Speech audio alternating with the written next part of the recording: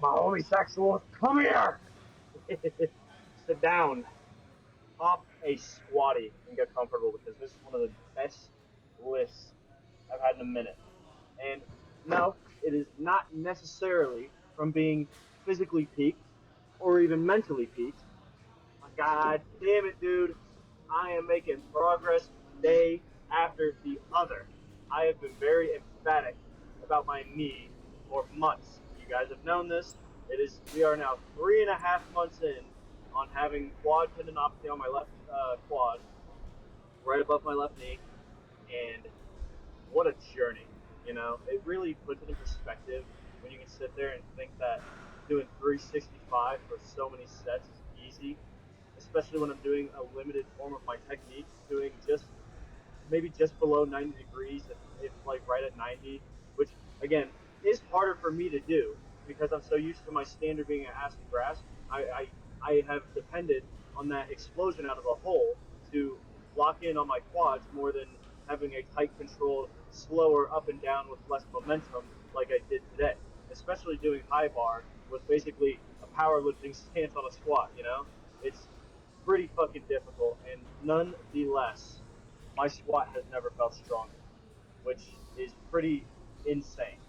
And before any of you fuckers count, because I know someone's gonna count, on my second set for the 3x6 at 365, I did do 7, but at least I didn't do 5. So who the fuck gets? Who cares? Whatever. It felt too good to where I just kind of zoned out, and the first one felt like a little less comfortable than the first set, so I just kind of just kept going, and my brain didn't even register that I was going too hard, but that's not a bad thing. But either way, power clean and jerk felt pretty smooth. It was a little tough on my core on the split jerk for maybe one of the sets because I think it's one of the ones where I kind of just locked out for a second. I just unlocked and did not, drive my core through the dip and drive as much as I should have. I say it all the time, but if you do not have a very, you get that big deep breath in when you go in for a really heavy squat. It's kind of how you have to treat your dip and drive because without a stable core and low back, on top of your own stability and mobility, you have to treat the downward momentum like you're doing a squat. That's doing like a quarter squat basically. But if you quarter squat and your hips go forward on the way up, you're going to land on your front foot first and push forward. The one that I messed up on that was the scariest today. It wasn't even that big a deal. It was still good form when you look at the technicalities, but it still puts me at a higher risk of injury because there's the rare chance that you push too much off of your heels and I relaxed my hips a little bit, so I didn't have that perfect like up and down strong drive. I kind of just went down strong and then just stood up.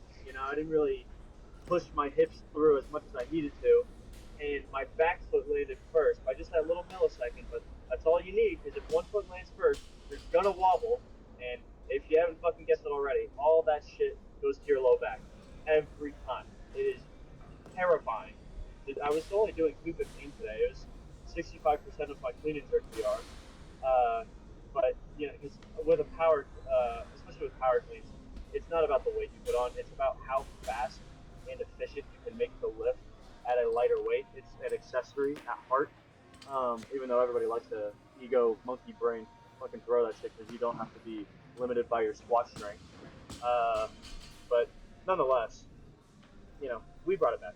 I had good sets. It was all good as usual. It's primarily great sets. You really got to make sure you give yourself that extra bit of credit for especially on the warm up sets, because it is very underplayed on how important your warm ups are, especially in Olympic lifting, because people will do an inefficient and not optimal warm up set, whether it's with the bar, because like I'm sure you've seen it already, but I did 2 power cleans with just the raw barbell because the first one didn't feel as good as I wanted to. Because every warm up should feel as confident and fluid as possible, because On the heavy weights, you're not going to be able to think about it.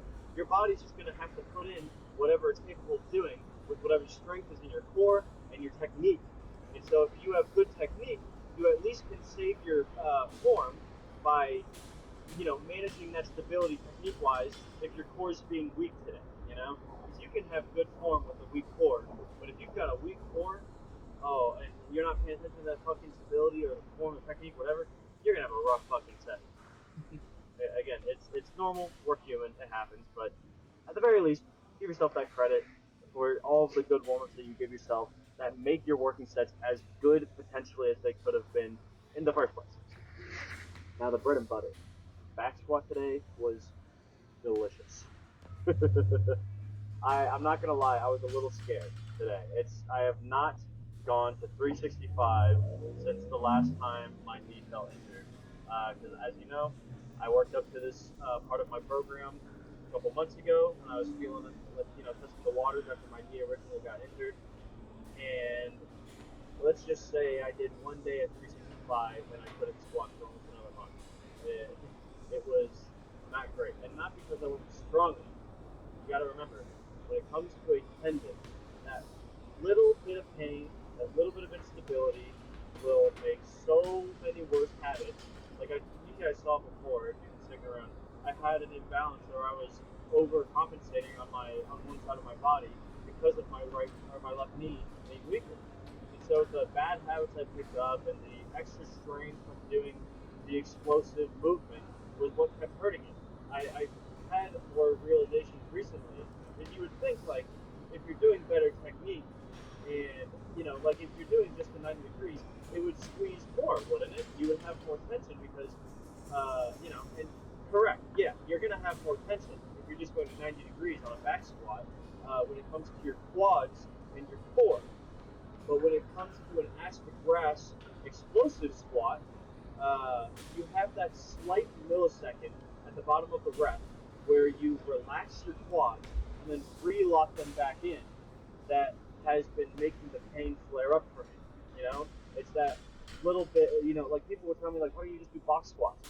It's the movement of going down and resting my quads, like letting them like unlock during the lift, and then having to re-put the strain on that forced the strain heavily on my knees where it didn't need to be. And so doing just the 90 with just a consistently tightened quad, no relaxation, is harder, but it is better, or it's easier on my knee, which is it's so funky sometimes when you look at that shit.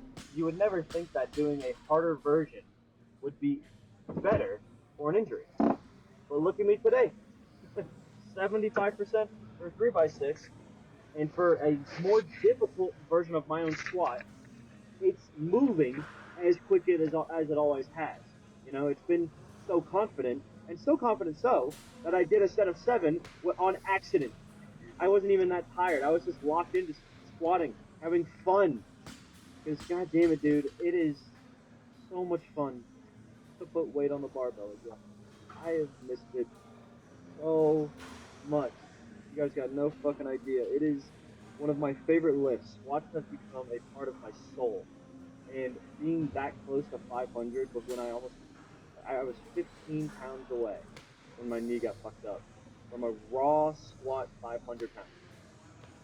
And god damn it, I couldn't be more proud to be where I am right now. Because with the way I'm progressing, I told you guys, I might not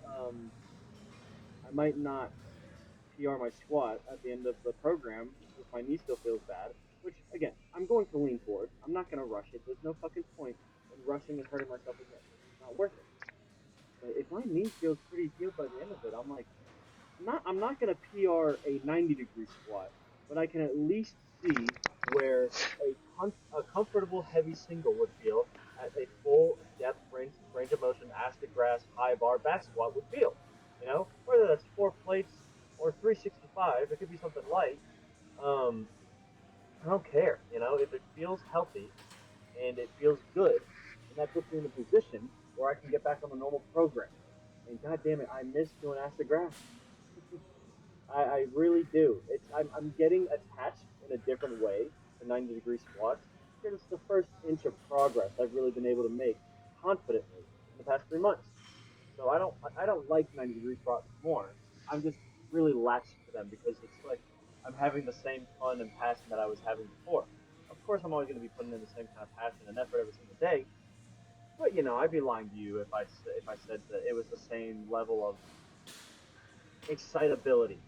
That look toward the future where I'm just sitting there like, God, I can't fucking wait to get in there and just pick up something heavy. And that's the heaviest squat of the week, and it was easy. Like, are you fucking kidding me? Like, I'm probably only gonna go to like something like 345, 350 for my pause reps on the next squat day, and that'll be it for my heaviest week of this block. Like, holy shit! Look how fast the tide fucking turned. Because now all of the strength is being isolated on my quads and my core. So in the core that I was lacking before, I am now regaining twice as fast, and my quads are getting stronger to make up for that knee tendon injury, the quad tendon injury. Ugh. Oh, god damn it. Guys, you have to fucking stop me before I look at my goddamn phone. We're at almost 12 minutes, and you're telling me I haven't told you how I'm doing today? Look, I mean, sometimes you just gotta have fun and just shoot the shit. I always say it, man. You gotta just enjoy the conversation while you got it.